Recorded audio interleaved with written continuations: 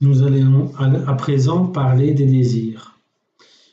Chacun sait qu'il faut se garder des désirs des choses vicieuses, car le désir du mal nous rend mauvais.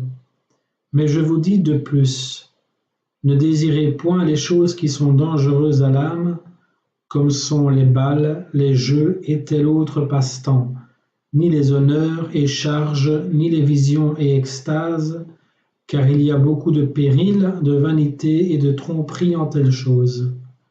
Ne désirez pas les choses fort éloignées, c'est-à-dire qui ne peuvent arriver de longtemps, comme font plusieurs qui, par ce moyen, lassent et dissipent leur cœur inutilement et se mettent en danger de grandes inquiétudes.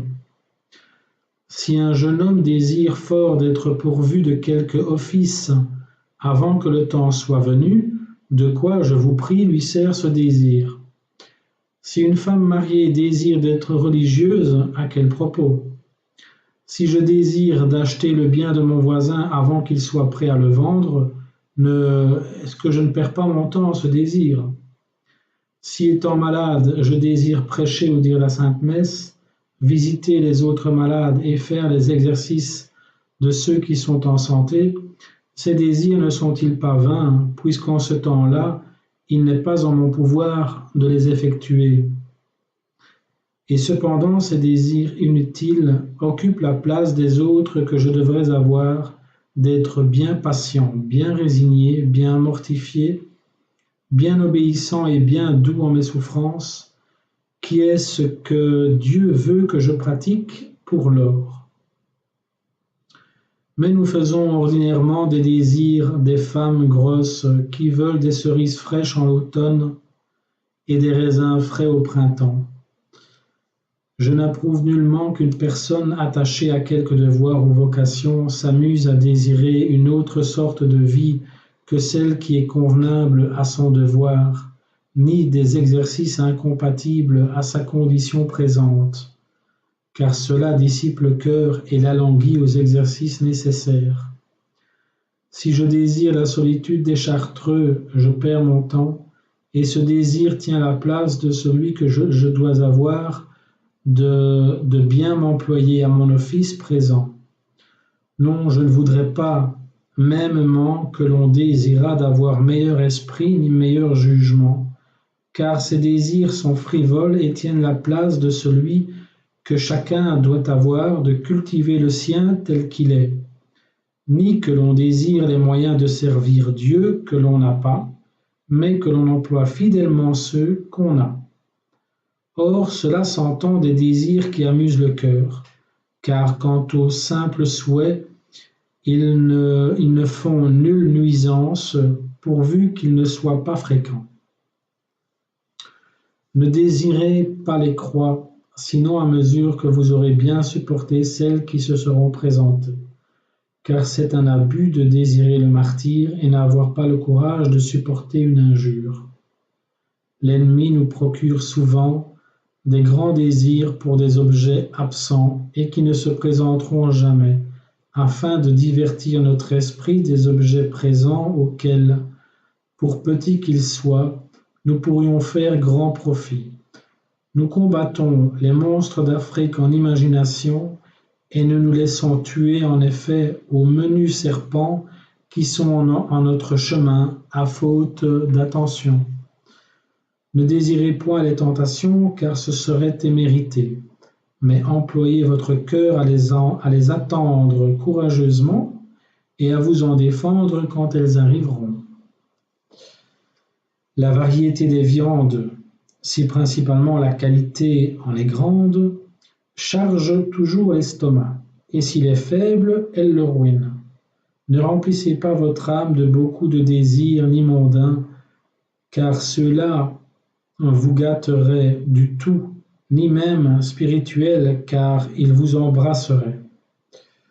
Quand notre âme est purgée, se sentant déchargée de mauvaise humeur, elle a un appétit fort grand des choses spirituelles, et comme tout affamée, elle se met à désirer 1000 sortes d'exercices de piété, de mortification, de pénitence, d'humilité, de charité, d'oraison. C'est bon signe d'avoir ainsi bon appétit, mais regardez si vous pourrez bien diriger tout ce que vous voulez manger, bien digérer tout ce que vous voulez manger. Choisissez donc, par l'avis de votre Père spirituel, entre tant de désirs, ceux qui peuvent être pratiqués et exécutés maintenant. Ceux-là, faites-les bien valoir. Cela fait, Dieu vous en envoiera d'autres, lesquels aussi en leur saison vous pratiquerez, et ainsi vous ne perdrez pas le temps en désirs inutiles. Je ne dis pas qu'il faille perdre aucune sorte de bons désirs, mais je dis qu'il les faut produire par ordre, et ceux qui ne peuvent être effectués présentement, il faut les serrer en quelques coins du cœur jusqu'à ce que leur temps soit venu, et cependant effectuer ceux qui sont mûrs et de saison. Ce que je ne dis pas seulement pour les spirituels, mais pour les mondains. Sans cela, nous ne saurions vivre qu'avec inquiétude et empressement. Ensuite, voici ce que nous dit sainte Catherine de Sienne. Dieu lui dit, hélas, regarde ma très chère enfant, la honte de ces misérables hommes avides de richesse et qui méprisent cette connaissance que la nature elle-même leur offre pour qu'ils s'élancent vers le suprême et éternel bien. Les philosophes ne la méprisaient pas, qui, pour amour de la science, repoussaient les richesses comme un empêchement. Mais les avides font un dieu des richesses. La preuve en est que leur lamentation éclate quand ils les perdent, et non point quand ils me perdent moi, l'éternelle et suprême richesse. Or, tu peux observer que tous les maux sortent de ce désir déréglé, de cette volonté de richesse.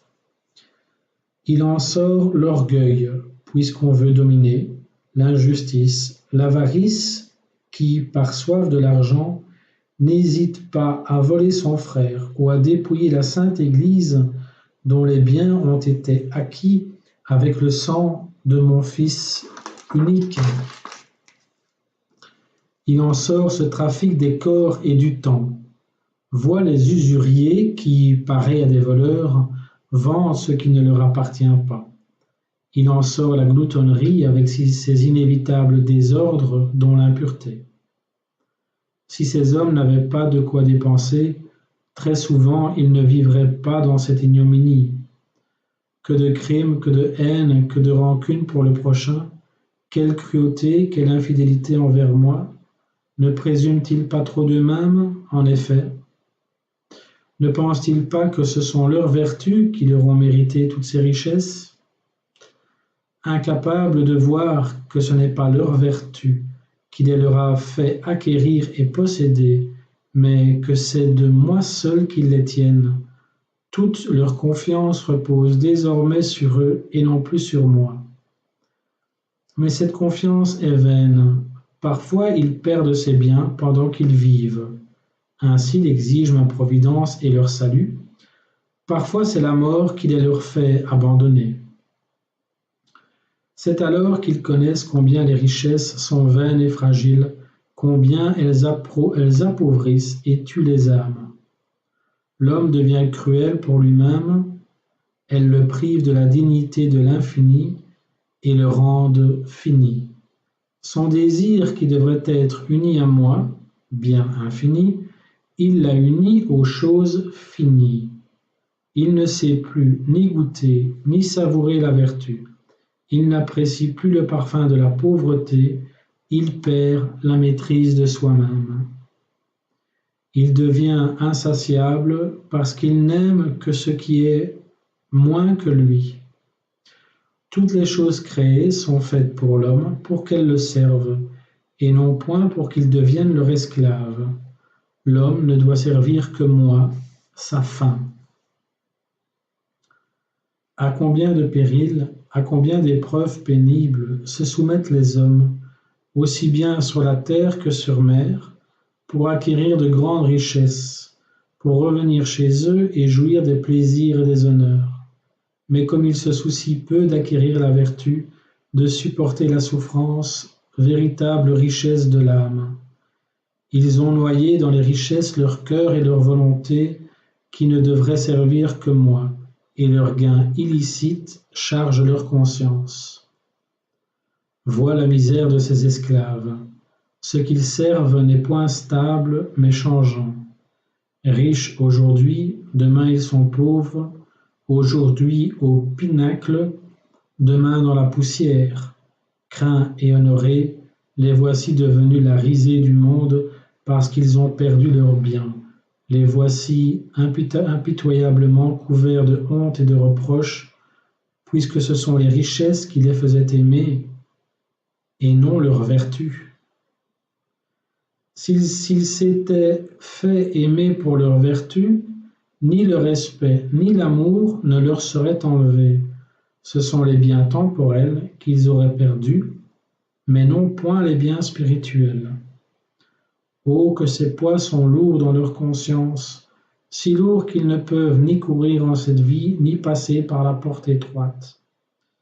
Ma vérité a dit qu'il est plus facile à un chameau de passer par le trou d'une aiguille qu'à un riche d'entrer dans la vie éternelle. Marc 10, 25. Il s'agit de ceux qui, avec une misérable volonté désordonnée, possèdent ou poursuivent les richesses. Nombreux en effet sont ces pauvres qui, ainsi que je te l'ai déjà dit, posséderaient le monde entier s'ils le pouvaient. Ceux-là non plus ne peuvent passer par la porte car elle est étroite et basse. S'ils ne jettent leur charge, s'ils ne réduisent pas leur amour pour le monde, s'ils ne baissent pas humblement la tête, ils ne pourront point passer. Il n'est cependant pas d'autre porte pour aller à la vie. Il y a, il est vrai, la porte large, celle qui les mène à l'éternelle damnation. Tels des aveugles, ils ne semblent pas voir la misère qui leur fait goûter en cette vie les arts de l'enfer. Ne sont-ils pas toujours dans la peine en désirant ce qu'ils ne peuvent avoir? Et n'ayant pas, ils souffrent, et s'ils perdent, ils perdent en souffrant. La mesure de leur douleur est la mesure même de leur amour pour la richesse. Pour eux, il n'est plus d'amour pour le prochain, plus de vertu. Ô pourriture du monde, mais ce ne sont pas les choses du monde qui sont mauvaises en elles-mêmes, puisque toute chose créée est bonne et parfaite. Pourri est celui qui les recherche et les possède avec un amour désordonné. Jamais, mon enfant, ta langue ne saurait dire les mots qui découlent de cet amour qu'on peut constater chaque jour. Mais ils ne veulent ni voir ni connaître le tort qu'ils se font. Le père Bourdaloue, sur le même sujet, nous dit « N'est-il pas vrai que quiconque s'attache à servir le monde, s'il ne veut pas y être trompé, doit se résoudre à travailler beaucoup pour gagner peu.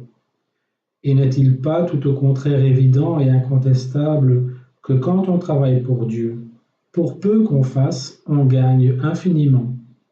Profitons de ce parallèle et servons-nous-en pour goûter notre religion.